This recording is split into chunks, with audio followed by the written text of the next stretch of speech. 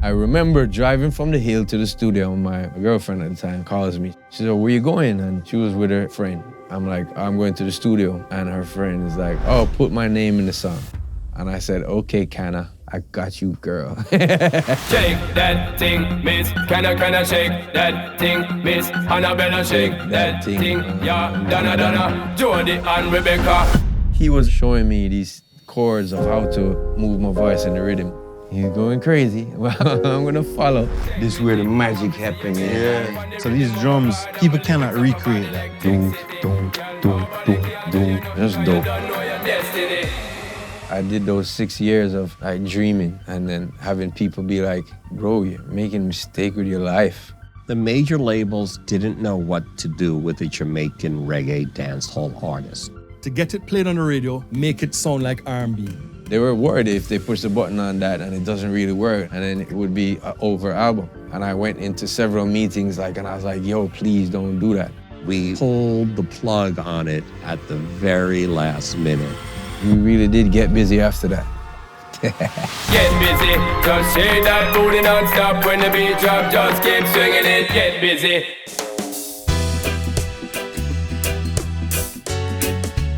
This is Kingston. I like to say there's the best things and the worst things here. And it depends on your perspective and it depends on how you want to look at life.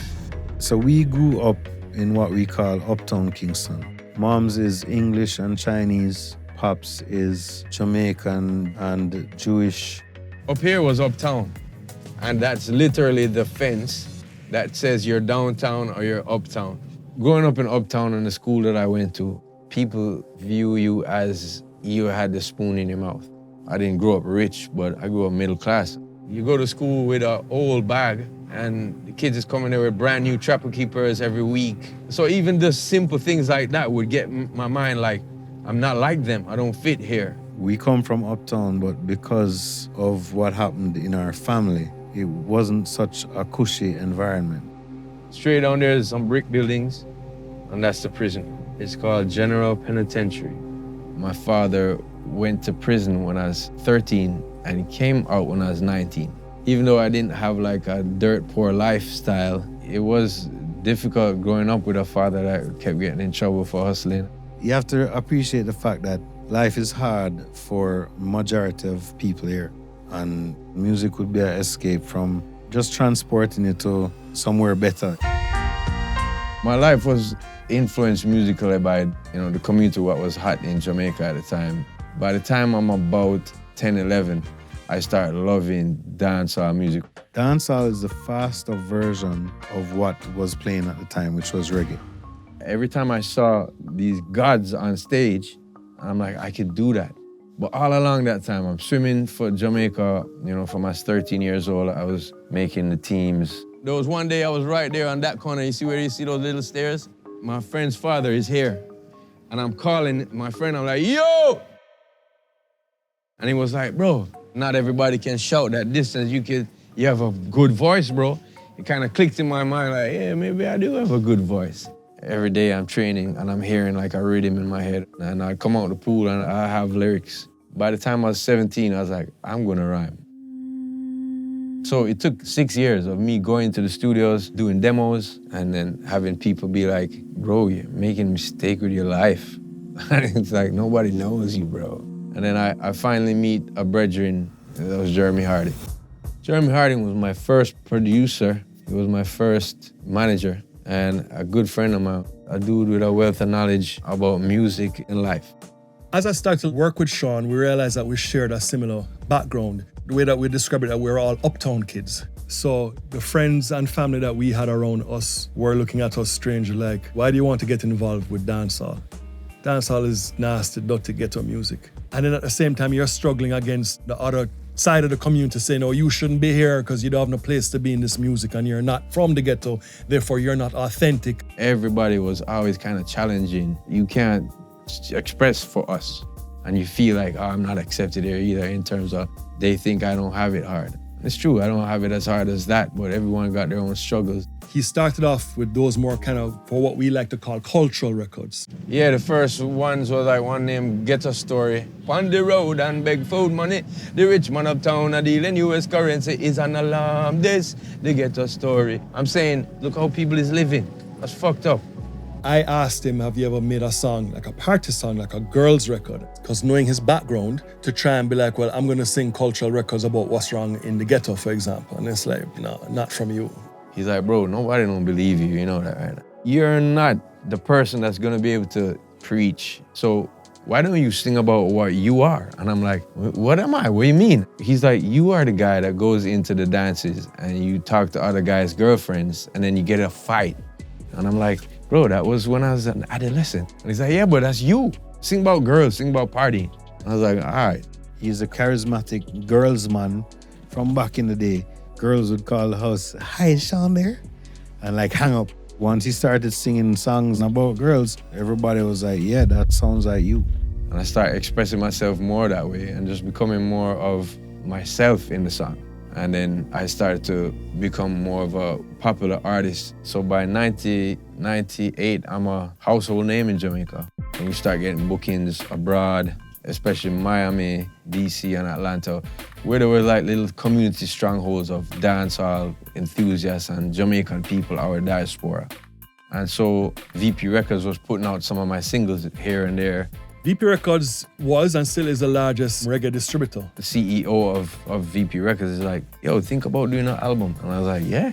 And he's like, yeah, we would be interested in putting it out. The first album was called Stage One. My name is Murray Elias. I was Sean Paul's A&R at BP Records. I've been involved in the music business and the reggae business about 40 years. He basically came into my life as this New York guy trying to tell me how to do my thing.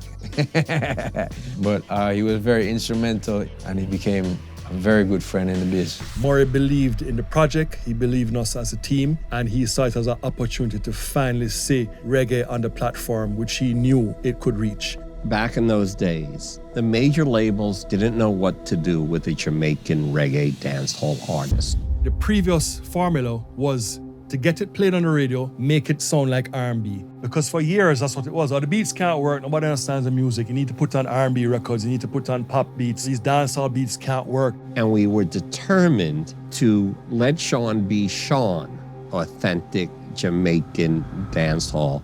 VP put out that project, and I think we did 100,000 units of that record. This was working somehow. After Stage One, the next single was Give Me the Light. Give Me the Light was Sean's first huge single. It was just a landmark fucking record for Sean and I think for all of us, for dancehall in general.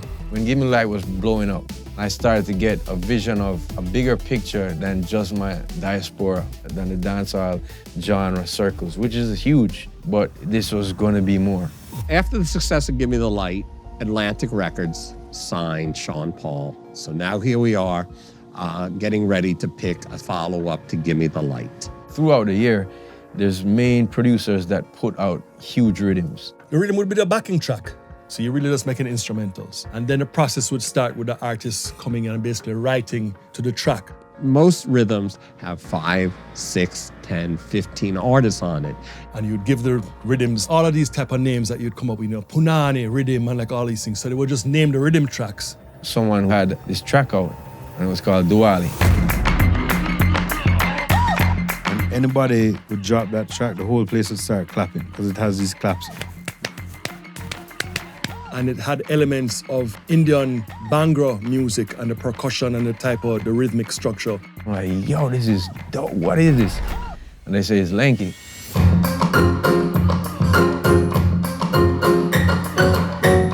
So my name is Stephen Marsden, goes by the name of Lanky. I made the track, Diwali. We call him Reggae Jesus. He used to have long hair, and he was a light-skinned dude, so it's Jesus. Lanky was at the time known as being a session keyboardist, and Lanky was going out on his own to make his own production. So he had this rhythm, the Diwali rhythm. So this is the original Diwali compilation album. This is the real one. We're keeping it real.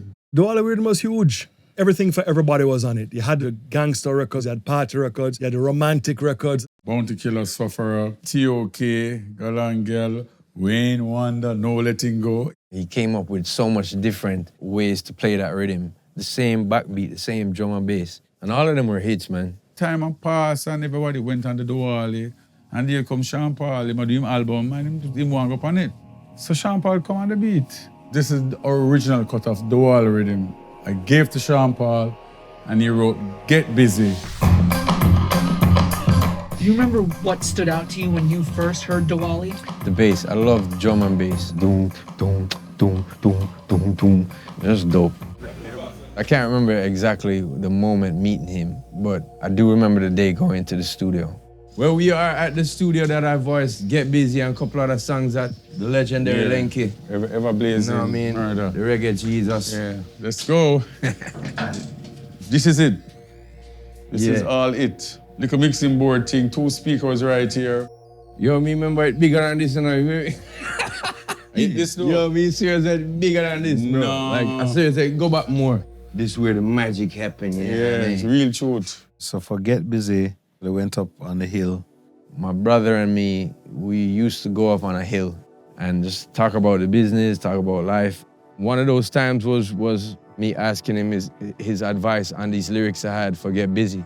And he chipped in and said, I think the chorus needs to be this. Sexy ladies on par with us, carry with us. Like I didn't even have the whole sentence. It was just rhyming words. I was just throwing at him and he was like, yeah, that's too simple. I don't know. Honestly, I left there thinking, he's not gonna use that. Yo, sexy ladies want part with us, you know, they car with us, them not war with us. And then I did my verses and I'm like, all right, I have this for the hook, but it was more linear. There was no melody in it. Get busy, just shake that booty non-stop when the beat drop, just keep swinging it. And Lenky was like, I want you to do the verses like this. And I said to Sean, we're going to make it sound just different, you know, kind of creepy. Lenky was showing me these chords of how to move my voice in the rhythm. Get busy. I said, Sean, I'm going to give you the melody. Get busy and shake that booty on top, top, da-da-dum. And then I gave him some harmonies. Shake that booty and just keep swinging it. So they cross like this. And I was like, oh, wow, okay. He's going crazy. I'm gonna follow. Just shake that booty non-stop when the beat drop, just keep swinging it. And that's where the Lenky weirdness start, the weird Lenky effect start coming into play. He's a very particular person. I would say that. Lenky had the ability as a musician to go and customize each person's song. So each person's song would have a special set of music matching the person's lyrics and arrangement. By customizing each song on Diwali, he kind of revolutionized how we produce to this day.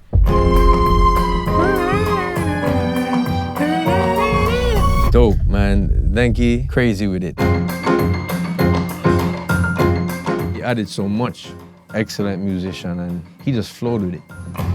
This is the intro.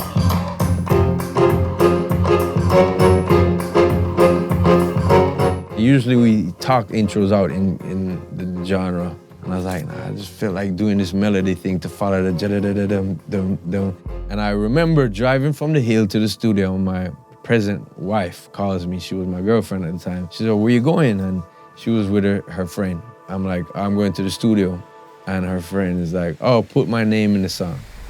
And I said, okay, Canna, I got you, girl. Shake that thing, miss, kinda. Shake that thing, yeah, Annabella. Shake that thing, Donna. Jody and Rebecca. Jody's my wife, so I put her name in there as well. And I cannot tell you how much Rebecca's have come to me over the years. And I was like, I'm Rebecca. I'm like, all right. Thanks for putting my name in the song. And I was like, you have to thank Canna. Sean bad with words. No, that wicked. When the lyrics, crazy because shake that booty and that's the sound. I said, wow, bad. The lyrics that I sang in Get Busy, I wanted people to just like hear it and go, yeah, I want to kick off my shoes. Words like crunked up, percolate. Get crunked up, percolate, anything you want, because it's oscillate the hip and down. I had to go into the clubs and people were like, you know how they would say it's lit now. Back then they were like, oh, it's percolating in here. Let's, you know what I mean? That was the talk. Go on, pet it, okay. Go on, credit. Yo, have a good time, girl. Free up on your mind, cause nobody can this, your man. Go on is a Jamaican word that means go on. And pet it is what I'm referring to, is when a woman kind of touches her vagina boastfully and pets it. But it's said in a way that, it can play on the radio. Because when we say it as Jamaicans, we know what it means. Most people outside of Jamaica can't understand the lyrics. They'll understand one and two little phrases. Shake that booty, American slang. Let the beat drop, hip-hop slang. Oh, you know what? We understand this guy. Like, we don't understand him because he's in Jamaican patois. We don't really get the whole record, but this is working for us. Get busy just means to get down. Like, let's stop the foolishness and party. It's a serious job here. It's a good girl, turn me on till the early morn. With a bang, bang, bang, let's get it down till the early morn. Girl, it's a good woo, woo, woo. Crazy. Sean got the record to me right away, and we had a decision to make at that point. The next single that VP Atlantic wanted to drop was called Like Glue. And I was like, nah, I don't want to put that out. I want to put out Get Busy. The plans were Like Glue, but now the hottest rhythm in Jamaica was clearly Diwali. If Sean was going to be representing dancehall and Jamaica to the world, Sean needed to be on the hottest rhythm of that moment. So we had to definitely go in there and fight to make sure that they would not ignore what Sean was doing. We promise you Get Busy is going to be big. Do that instead of Like Glue. The record company didn't want to do that. And I went into several meetings and I was like, yo, please don't do that. And they were worried if they push the button on that and it doesn't really work, and then they would miss the opportunity for the Like Glue to come, and then it would be an over album. We pulled the plug on it at the very last minute and decided to make Get Busy the second single.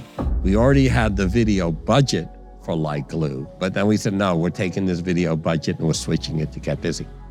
There's a video director named Little X, who we owe a lot to for Sean's career. By this time, we done Give Me the Light and had success with Little X. And he was the only one that kind of got our vision of being a more modernistic looking dancehall act. Now, Little X had a vision to not do the stereotypical looking kind of music video for a Caribbean record, what we'd call the Happy Natives on the Beach video. To us, we always thought that was mega corny and that we'd never succumb to the stereotype. He said, I have an idea and I want you guys to work with me. He was like, I want to recreate the basement parties. Little X is based in Toronto, Canada, and he's of West Indian background, Trinidadian. X said, listen, for us here, we don't get to experience the music the same way you guys get to experience in Jamaica, where sub-zero temperatures for 1/3 of the year or whatever. We're indoors partying. And I was like, yo, that's perfect. So I shot the video we did in Toronto with Little X. Shake that thing, miss. Can I shake that thing, miss? Annabella, shake that thing, yeah. Donna, Jody and Rebecca. Woman, We'd show up at the party, say hi to everybody, and we'd go downstairs and be a full club. But every now and then the pops would come downstairs and be like, hey, you're being too noisy. Stop banging on the damn furnace. You hear me now? This is the last time. All of that is written in because that's exactly what happens. Any diaspora that knew anything about winter saw that video and they're like, this is the life that we live. Finally, somebody gets it. This is what it's like being a West Indian outside of the West Indies. It bridged the gap of what was popular in Jamaica and what was popular in the world at the same time. We really did get busy after that. The video went on BET and just blew up. It's like, boom, Get Busy, hot here in Jamaica, hot in New York, hot in Tokyo, hot in Australia, hot in Wyoming. It was like, you have a #1 song on the Billboard charts. I was like, what the fuck? Couldn't believe it. You see the rhythmic charts, it was on a rap chart, it was on Hot 100 Airplay, it was just like reggae albums, rhythmic top. So it just made different charts and was unprecedented. It was really nuts. It was worldwide. It's not even a Jamaica thing, it's a world thing. This is no longer diaspora. This is big time. This is not even about reggae dancehall anymore. This is just a straight up pop smash record. At that point, we could put out anything on the album, and it worked. The album drops in November, I believe, and it was like, whoa. Everybody was like, yo, more, just give me more. That was the second single Billboard Top 10, followed by Like Glue, followed by I'm Still in Love, followed by We Be Burning, followed by Temperature, another number one. It wasn't anything ever seen in dancehall or Jamaican music history, really. Outside of Get Busy, the Diwali rhythm itself had an influence on pop music. Look how much songs, rhythms came off of it that sound exact like, you know, the same type of backbeat, the same type of clapping. From that to the Rihanna, On the replay. to the Lumidi them, All of the them. Nina Sky them, Black Eyed Peas. Yeah, man, yeah. And then recent Yeah. time, the Justin Bieber there, but the DJ Snake, Let Me Love You. Yeah. It's all for the steam of what we did in this little room. Changed my life. See, You get me my first number one in the world. you get And it's the you same changed thing. my life. It's lasted 20 years. I still start my shows with Get Busy. I got family members going to weddings and being like, yo, let's get busy. And they're like, yeah. I think the most amazing part of it all is that we had conducted this whole project at a tiny little studio in Jamaica. It just worked. It's a Jamaican thing. Yeah, we make beauty out of nothing. Nothing. This really was this. It is a product of Jamaica. 100%. You, yeah, say good? Yeah. Big up, big up. A lot of people ask me how come I still live here. Like, these people made me. They built me to what I am today, and this I feel most comfortable here, even though it is a dangerous place and there are these hardships and whatever. I felt proud that we stayed and helped to make a positive difference. Respect me that. Up, up, up, up. Just making a song that made people have fun is a part of forgetting your problems in that club for 5 hours. It's a part of that escape. I didn't ever think this would be us growing up because it was rough.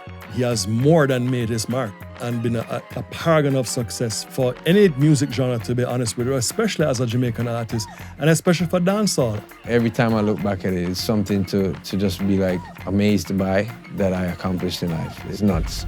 Yeah, man, you know, make history, bro. Get busy, just shake that booty non-stop. When the beat drop, just keep swinging it. How did it become Shonda Paul? There's a famous cricketer in Trinidad, Shigna Rhyme Shonda Paul. Everybody was like, Shonda Paul, and yo, that name stuck. And then I just started to say it on intros and met the dude, Shonda Paul, years later, and he's like, yo. But yeah, big up to Shigna Rhyme Shonda Paul. Get busy.